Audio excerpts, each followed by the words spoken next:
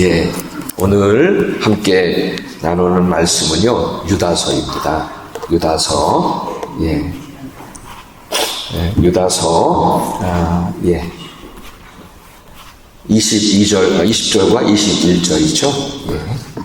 여러분 두 구절이에요. 그래서 여러분 한 목소리로 함께 하기를 원합니다. 20절, 22절 우리 한 목소리로 하겠습니다.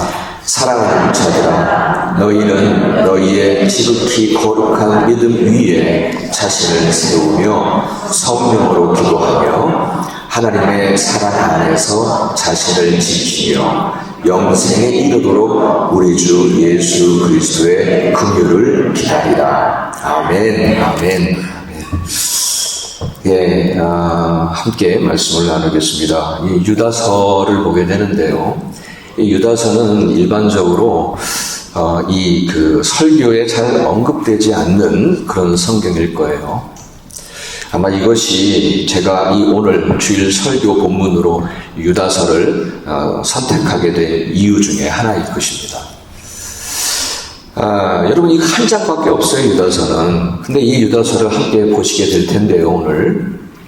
유다서에서 주시는 메시지가 무엇인지를 함께 이렇게 알아가면서 그동안에 보지 못했던 유다서에서 주시는 말씀이 조금 더 여러분들과 저의 유익이 되어지는, 영혼의 유익이 되어지는 시간이 되시기를 주의 이름으로 축원합니다. 아멘. 여기 유다서의 저자는 누구이겠어요? 유다지요. 가룟 유다는 아니에요. 예수님의 친동생 유다를 말합니다. 마가복음 6장 3절을 보면은 예수님의 친동생들 중에서 세 번째 이름이 거론이 되더라고요. 그러니까 세 번째 동생이 되겠죠, 유다는. 마가복음 3장에 따르면요, 예수님의 형제들이 예수가 미쳤다라고 하는 말을 듣고 예수님을 붙잡으려고 쫓아온 적이 있어요. 그러니까 그때만 하더라도 예수님의 형제들은 예수님을 붙잡으려고 그렇게 쫓아왔어요. 또 요한복음 7장에 보게 되면은 이제는 초막절을 맞이해서 예루살렘으로 올라가는데 형제들이 예루살렘으로 올라갈 때에 예수님이 자기 큰 형이잖아요. 근데 예수님한테 뭐라고 말을 하냐면, 형, 자신을 세상에 나타내려면 여기 갈릴리 이 구석에서 있지 마세요. 여기에 묻혀있지 말고 저 예루살렘으로 올라가야 합니다 라고 말을 해요. 이 말은요, 성경에 기록하기를 예수님의 형제들이 예수님을 믿지 않아서 한 말이래요. 그러니까 어떻게 보면은요, 예수님께서 막 갈릴리에서 사역을 하고 공생의 사역을 하고 계시는 것을 보면서 그것을 비아냥거린 거예요. 예수님의 형제들이 그것을 비아냥거린 거예요. 믿지 않을 뿐만 아니라 비아냥거린 거예요. 그렇게 했던 예수님의 친동생 유다예요. 유다가, 여기에 나와 있는 유다가 그런 친동생 중에 한 사람이었어요. 그런데 이 유다서 1장 1절에서 뭐라고 말하는지 아세요? 나는 예수 그리스도의 종입니다 라고 고백을 해요. 형제로서 함께 자랐던 형이잖아요, 형. 근데 그 형을 나의 그리스도, 나의 메시아로 부르고 나는 그분의 종입니다 라고 말을 해요. 더 이상 혈육 관계로 예수님을 부른 게 아니라 이제는 신앙의 대상으로 메시아여 하나님으로 고백한 거예요. 어떻게 이런 일이 일어날까요? 어떻게 이렇게 바뀔 수가 있을까요?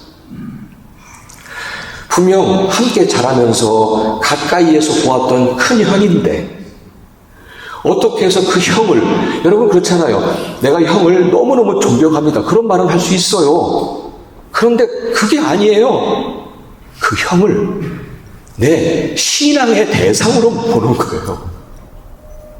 존경의 대상이 아니라 신앙의 대상으로 메시아요 하나님으로 고백하는 거예요.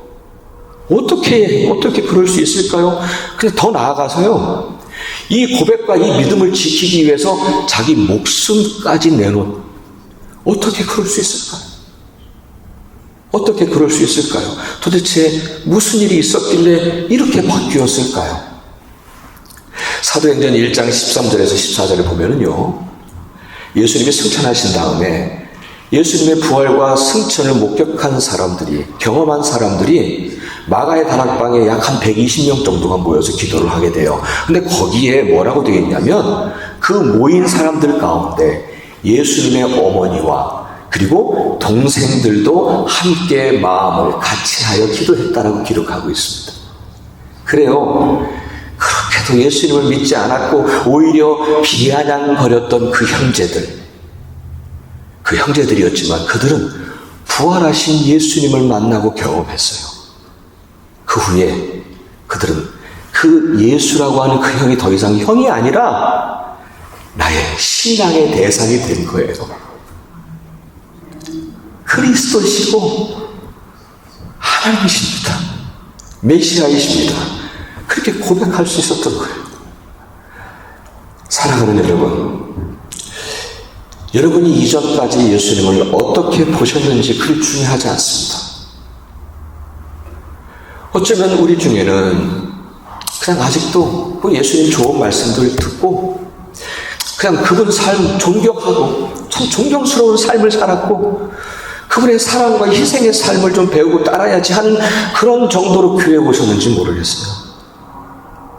아직도 예수 그분을 나의 구세주요, 나의 신앙의 대상, 나의 하나님으로 고백하지 못하시는 분들도 계실 수 있어요.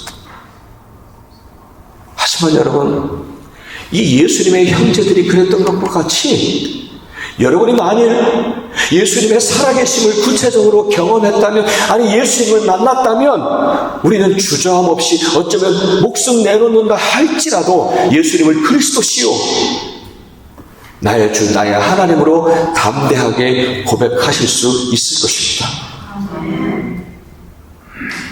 그렇게도 의심 많았던 제자 도마, 그도 부활하신 예수님을 만난 다음에 그가 뭐라고 고백하는지 아세요? 나의 주, 나의 하나님이십니다. 여러분은 어떠세요? 정말 한번 하나님 앞에서 가장 진실한 모습으로 한번 우리를 돌아보세요. 나는 이 고백을, 나의 주, 나의 하나님이라고 하는 이 고백을 하나님 앞에서 진실하게 하실 수 있으십니까? 왜냐하면요, 여러분, 이 고백과 이 믿음은 그리 멀지 않은 날 우리가 우리의 영원한 생명과 직결되기 때문입니다. 너무 중요한 문제이기 때문입니다. 그냥 그저 대답 넘어갈 수 없는 문제예요. 이 문제는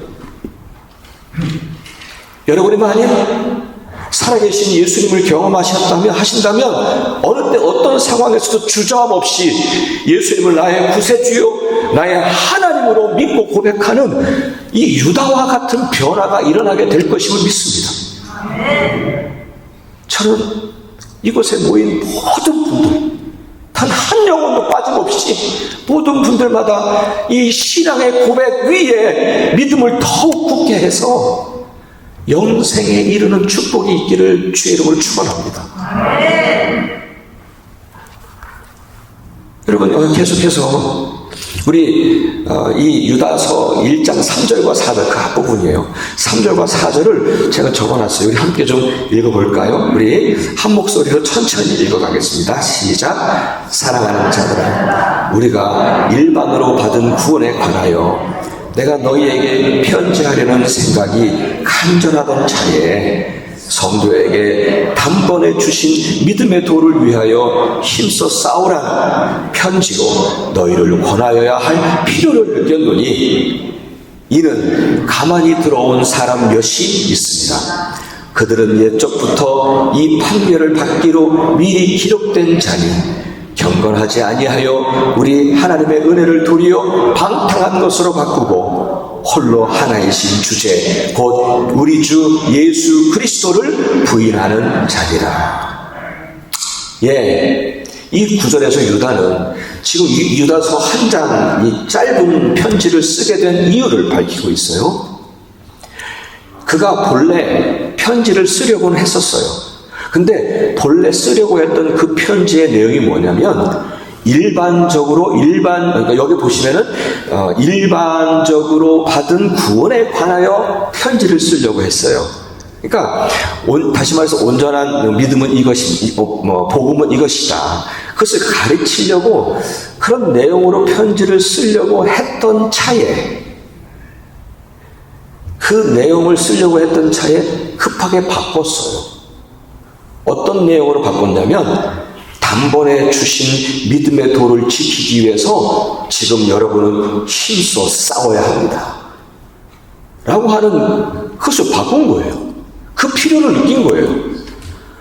그런 상황이 있었어요. 이런 상황이에요. 잠시 설명을 드리면 여러분 여기서 단번에 주신 믿음의 도라고 하는 것은 뭐냐면 처음에 주님으로부터 받은 복음, 사도들로부터 전달해 받은 그 복음의 내용을 말합니다.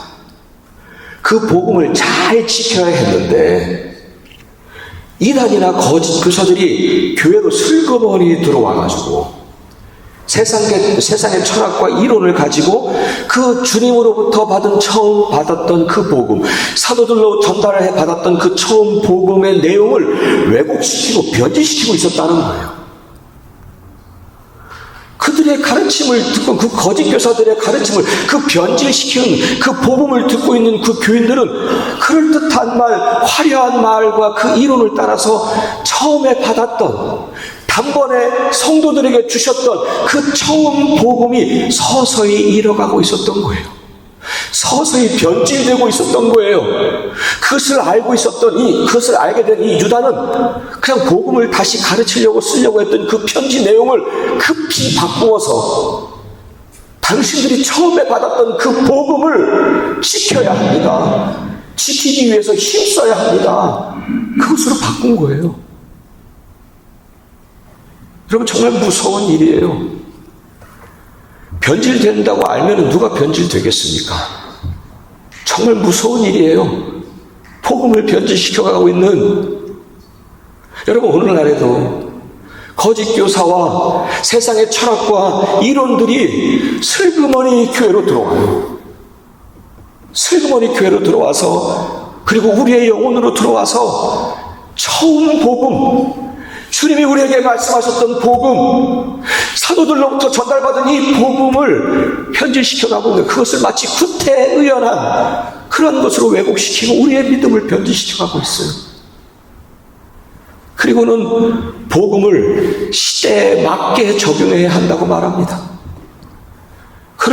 참 그럴듯한 말인 것 같아요. 그런데 사실은 말씀과 복음의 절대적 가치를 포기시키는 다원주의 이론과 같아져 가고 있어요. 그것을 본받아가고 있어요. 복음을 시대에 맞게 적용하는 게 아니라 이제는 처음 복음을 잃어가고 있고 정말 그렇게 변질되어 가고 있음을 부인할 수 없는 상황이에요, 지금.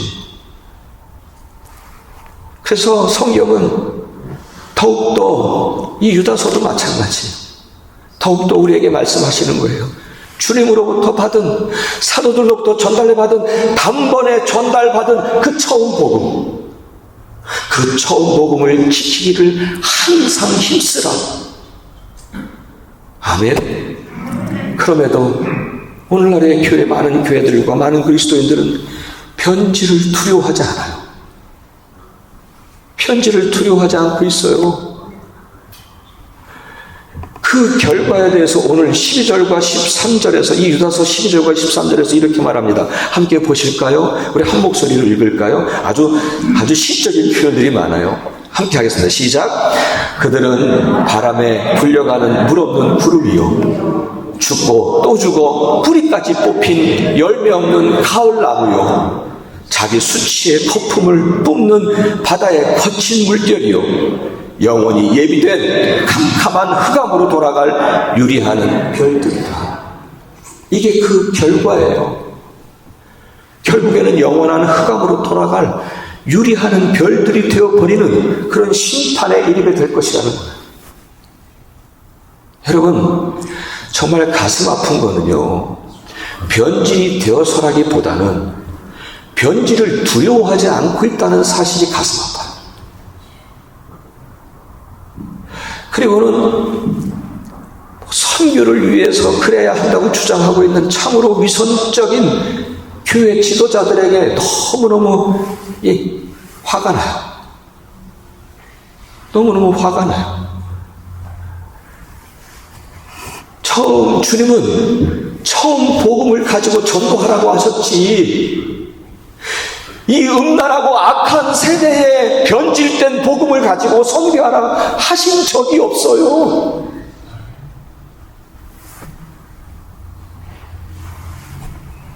어찌하란 말입니까? 정말 이걸 어찌하란 말입니까? 사랑하는 여러분, 우리 교회를 비롯해서 이 땅의 모든 교회들마다 이 악하고 어그러진 이 세대를 본받지 아니하며 다시 순전한 처음 복음으로 돌아가서 그리스도의 날에 흠없고 순전한 모습으로 설 수 있는 교회들이 되기를 위해서 충고해 주시기를 바랍니다. 충고해 주세요. 교회가 이 땅의 마지막 소망이 되기를,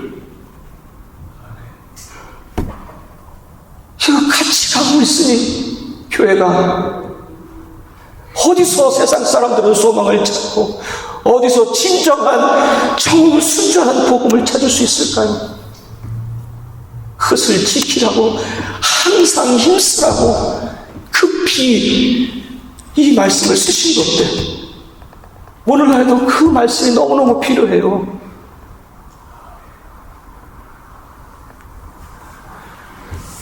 그런데 여러분, 이것은 교회들만의 문제가 아니더라고요.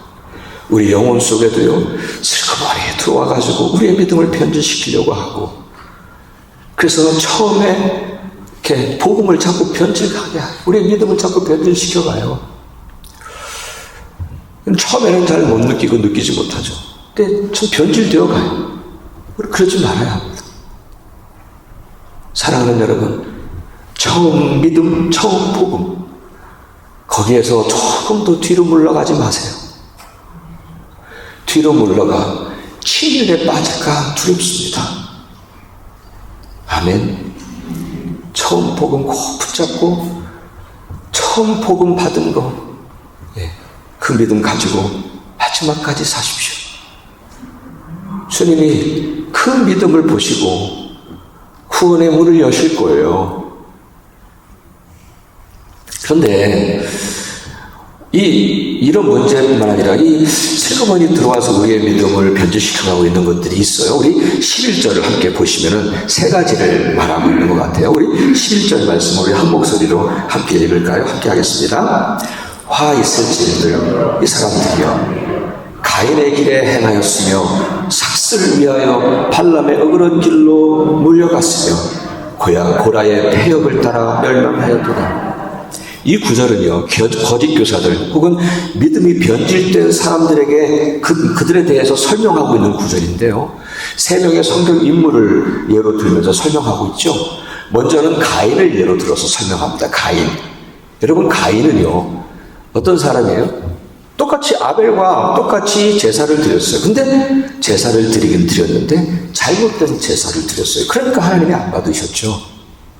그렇죠? 그것은 하나님의 잘못이 아니었어요.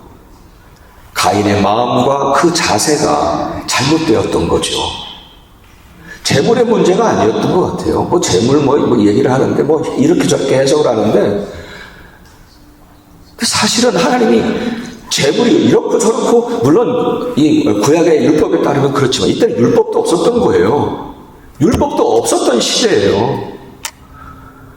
근데 이 가인의 마음과 이 제사를 드리는 가인의 마음과 이 자세가 잘못된 거죠. 하나님께 온전히 그 제사를 드려야 되는데 가인은 그러지 못했던 것 같아요. 그러니까 안 받으셨어요. 받지 않으셨어요. 여러분, 그 길을 가지 말라는 거예요. 변질된 사람들은 그 길을 간다는 거예요. 그 길을 가지 말라는 거예요. 여러분은 예배를 어떻게 드리고 계십니까? 여러분, 예배를 어떻게 드리고 계십니까? 내가 원하는 예배를 드리기를 원하십니까? 아니면 하나님이 원하시는 예배를 드리기를 원하고 계십니까? 예배가 타락하면, 예배를 잃어버리면 여러분의 믿음, 여러분의 영혼 변질됩니다. 여러분의 예배가 회복되어져야, 예배가 바로 서야 여러분의 믿음을 지킬 수 있고 여러분의 영혼을 지킬 수가 있음을 믿으시길 바랍니다. 내가 무언가를 얻으려고 이 자리에 와 계신가요? 여러분, 예배는 엎드려 절하는 것입니다. 하나님께 온전히 산 제물이 되어서 나를 드리는 게 예배예요. 주일에 한 번, 일주일에 한 번, 그냥 한 번 참석하는 종교 행사인가요?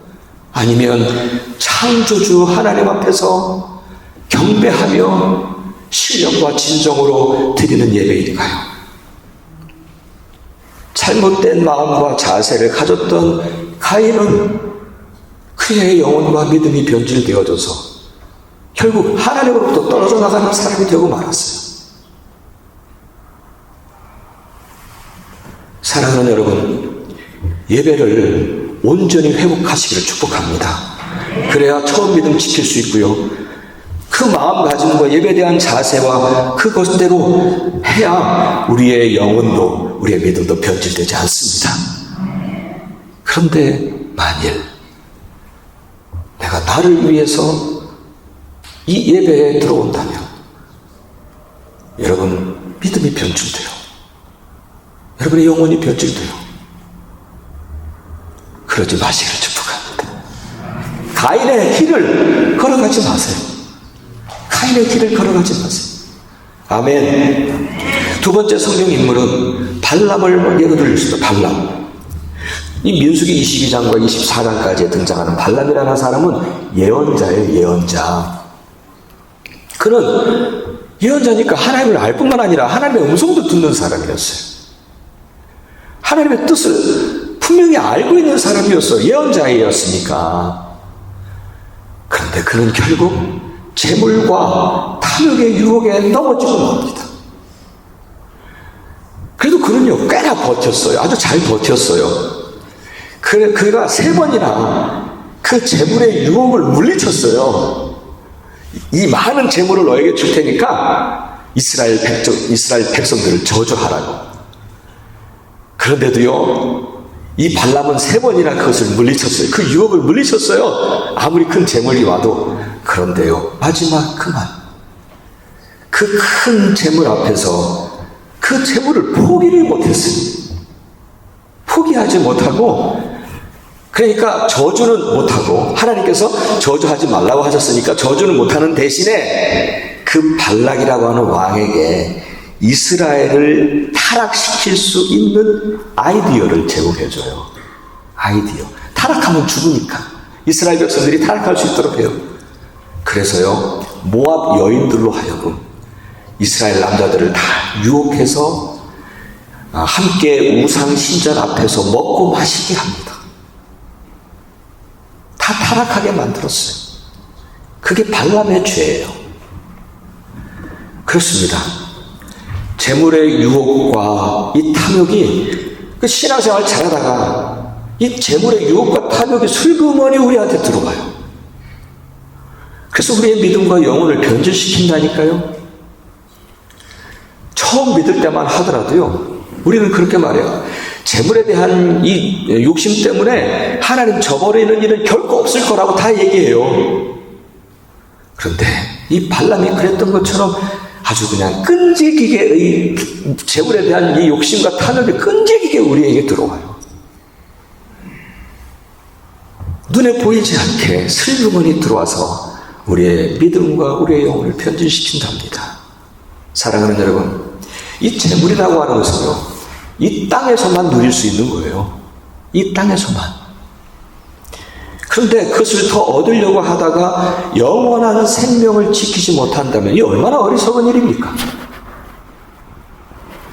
우리가 정말 영원한 생명과 저 천국을 믿는다면, 우리가 이 땅의 삶이 끝이 아니라 그 너머에 있는 영원한 생명을 믿으신다면 재물에 대한 욕심과 탐욕으로 인해서 우리의 믿음이 변질되지 않기를 바랍니다. 더 나아가서 우리의 영혼을 빼앗기지 말기를 원합니다. 결코 그런 일이 일어나서는 아니 될 줄 믿습니다. 아멘. 세 번째 성경 속의 인물은 바로 민수기 16장에 등장하는 고라라고 하는 고라. 이 고라는요, 레위 지파 사람입니다. 그러다 보니까 하나님을 아는 것뿐만 아니라 레위 지파 사람이니까 성전에서 하나님을 섬기던 사람이에요. 그럼 그에게 슬그머니 질투와 시기와 질투가 들어와 버렸어요. 우리 모세에게 반역하면서 했던 말을 함께 좀 읽어보실까요? 우리 함께 읽겠습니다. 함께 하겠습니다. 시작. 모든 백성들은 다 거룩하오. 거룩하지 않은 백성은 없소. 그리고 여호와께서 당신과만 계신 것이 아니라 그들과도 함께 계시오. 그런데 왜 당신들은 스스로 높여서 백성들 위에 있으려 하오? 라고 항의를 하는 거예요. 여러분, 이거는요, 정당한 주장인 것 같아 보이지만 사실은 이것은 모세에 대한 시기와 질투였어요. 왜 당신들만 위에 있느냐 이거예요. 왜 당신들만 위에 있느냐. 고라의 마음속에 슬그머니 들어온 시기와 질투는 하나님을 섬기던 그의 영혼과 그 믿음을 변질시켜버린 거예요. 왜 그럴까요? 여러분, 시기와 질투는요, 메시아까지 죽일 만큼 인간의 생각과 마음을 뒤틀어 놓는 악한 본성이에요. 그리고 그 시기와 질투에는 반드시 불평과 원망이 따르게 돼 있어요. 이 고라가 그랬던 거예요, 고라가.